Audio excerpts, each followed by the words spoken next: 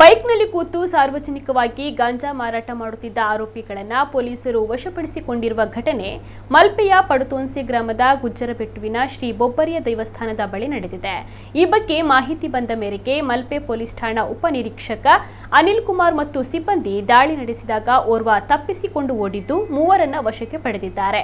ಮಂಗಳೂರು ಉರುವ ಮೂಲದ ಅಚ್ಯುತ ಎನ್, ಉಡುಪಿಯ ಪುನೀತ್, ಒಡಿಶಾ ಮೂಲದ ಚಂದ್ರಕಾಂತ ಬಂಧಿತ ಆರೋಪಿಗಳು. ಕೊಳಲಗಿರಿಯ ಕಿಶೋರ್ ಎಂಬಾತನು ಪರಾರಿಯಾದ ಆರೋಪಿ.